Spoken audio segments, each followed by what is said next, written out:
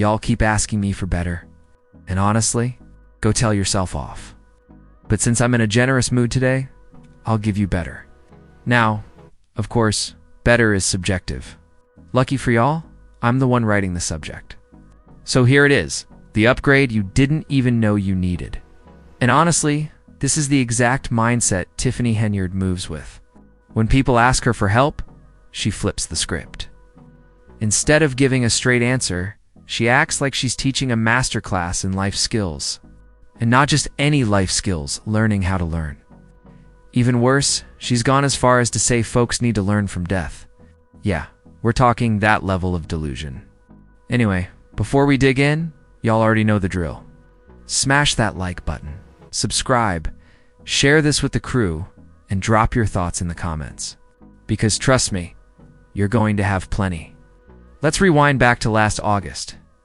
Tiffany Henyard, super mayor, no more. But still acting like Dalton and Thornton Township were her personal stages, hosted one of her infamous food giveaways. But here's the catch. Apparently, this wasn't a one-off. It became a pattern. Cars would roll up to grab boxes of food, and while volunteers handed things out, Tiffany leaned in like she was running customer service at a drive-thru window. People would casually chat with her, but here's the twist. They didn't realize she was live streaming. The moment someone whispered or talked too low, Tiffany cut in real quick. Oh, I'm live. I'm live. Me. I'm sitting there, headphones cranked, trying to catch every muffled syllable. But you never quite hear the whole thing. Just that sneaky vibe like something shady was always brewing in the background. Now, in this particular clip, Tiffany pivots into her favorite obsession, the ice rink. Yes, the infamous, just ice rink. Somehow, someway, she ties it to feeding people. I know, the math ain't mathing, but this is Tiffany logic. You just roll with it. Poor thing. Watching this clip now, you can't help but shake your head. Because if she'd had even the slightest clue about the storm heading her, with BI whispers, lawsuits stacking up, residents fed up, she might have dialed it back just a little. But nope, she was full throttle, leaning into some man's car while he whispered sweet nothings. And you gotta wonder what kind of boyfriend just lets that slide. You cool with your girl leaning halfway into random men's windows on Facebook Live? Sitting there like a whatever? I think there's a word for that. Starts with a C, but hey, that's none of my business.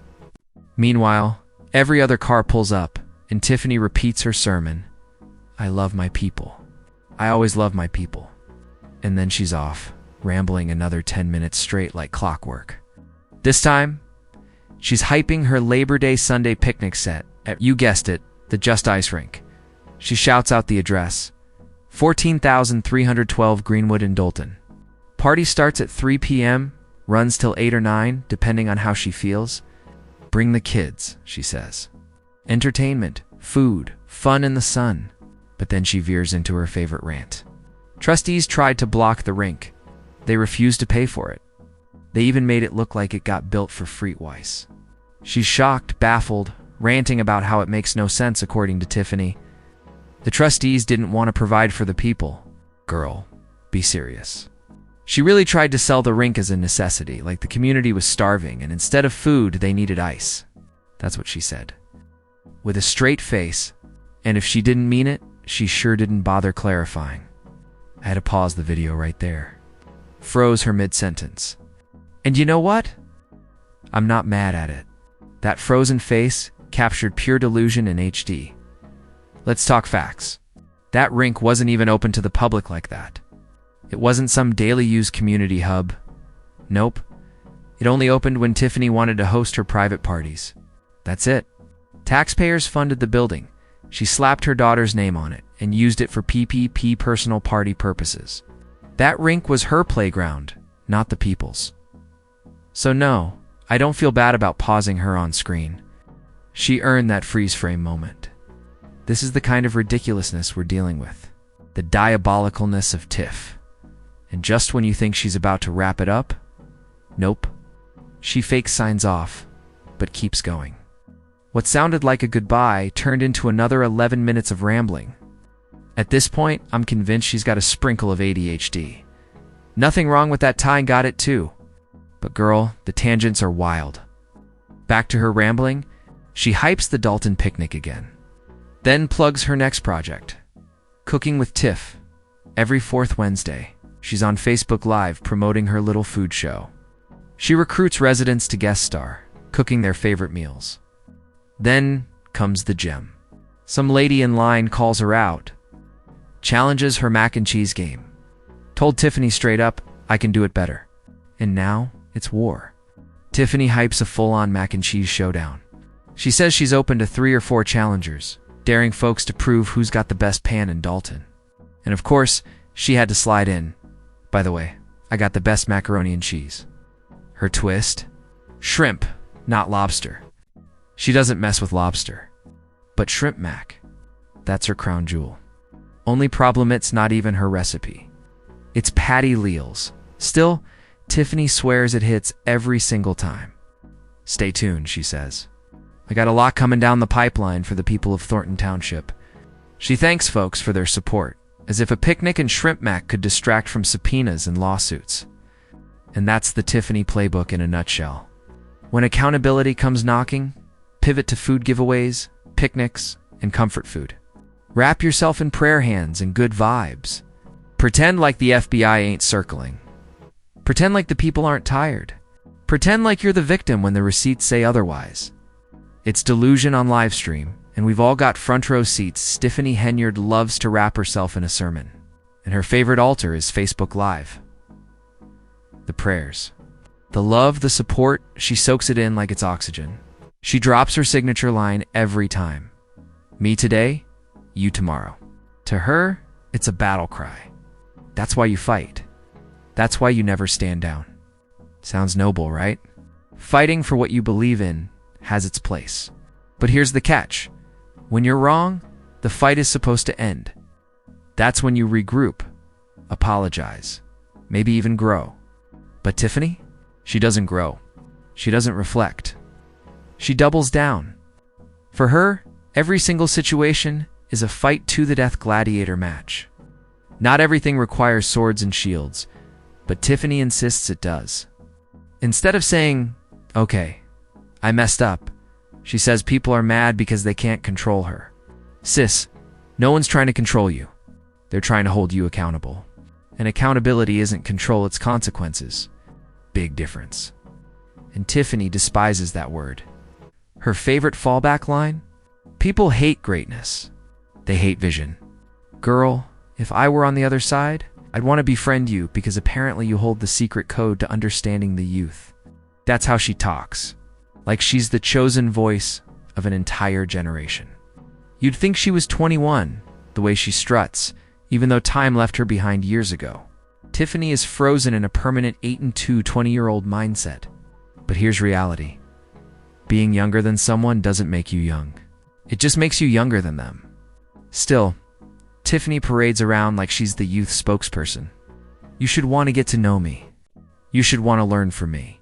She sells it with full confidence, like Gen Z clock in every morning to report to her.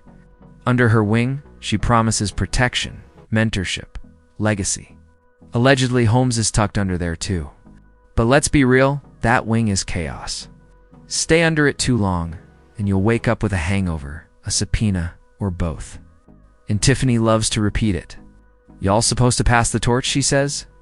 But in Tiffany's world, pass the torch doesn't mean she lets anyone else run with it. Nope. It means she is the only one holding fire. Everyone else is just a prop in her one-woman play. She tells aspiring politicians to call her. Call me, I'll help you. I'll pull you up. That's what she told Fenia too. Promises to lift people. Promises they can be anything, even president. Always about her lifting people under her magical wing. But let's get serious. When Tiffany says she's lifting you, it really means you're carrying her baggage. Then comes her big closer, her favorite sermon. Don't fear helping others achieve their goals. Sometimes she says, you're only in someone's life for a season. Sometimes she says, you're only in someone's life for a season. And the way she says it, you can tell she's projecting. Like Kamal once told her, you were just a season. A money season, more like it. Tiffany wasn't a future she, was a temporary hustle. But instead of sitting with that truth, she spins it as wisdom, as though she's Moses handing out life lessons from the mountain. And of course, no Tiffany monologue is complete without the classic, "Beware the jealous one's" speech. She warns her flock that the closest people, friends, family, loved ones, can be the most envious. That their hate sneaks up because you're too close to notice. To Tiffany, accountability always equals envy. Here's the truth. Tiffany is so used to bullying, badgering, and steamrolling her way through life. She doesn't even see it as toxic anymore. She thinks it's normal. She's like a spoiled kid throwing a tantrum, ripping the whole house apart just to get ice cream. Parents say no? She flips furniture until someone gives in. That's Tiffany in the wild. The wildest part? She doesn't even view it as manipulation. She believes it's divine. She truly thinks she's unstoppable because God put me here. That's not just delusion, that's dangerous. Not dangerous like she's roaming the streets with weapons, but mentally dangerous. Because people like that will drive everyone around them off the edge. They live in a fantasy world where they're the main character and everyone else is background noise. Hundreds of people might surround them, but only one matters: themselves. I've seen it before. She's not the only one with that mindset. There are plenty. And the moment I catch even a whiff of it in someone, I'm gone. I dip out immediately. I avoid them like the plague. Because the second you start acting like you're divinely chosen, it's like you're magically more important than everyone else. Like your opinion carries eternal weight. I don't play that. Especially when you're talking down to people who are smarter, clearer, sharper, and more articulate, but somehow you still think you're the genius in the room. And sorry, but let's talk styling. Tiffany, those eyebrows. I don't even know what those are. And the wig? That orange, brassy disaster looks like what happens when someone tries bleaching but chickens out after round one. Even your stylist clearly quit on you. Halfway through, she said, "That's enough." Honestly, Tiffany, you should have taken the hint. Just quit, but quitting. That's the one thing you don't do. You keep pushing. Always pushing. Always turning every no into a war cry, every failure into a sermon. And listen, I'm not entertaining this circus forever. Not today. Not tomorrow. It's exhausting. Watching you spin delusion into destiny. Watching you turn court hearings into Facebook pep rallies, it drains the soul. But at the end of the day, Mama loves you. Yes, she'll do. She'll do.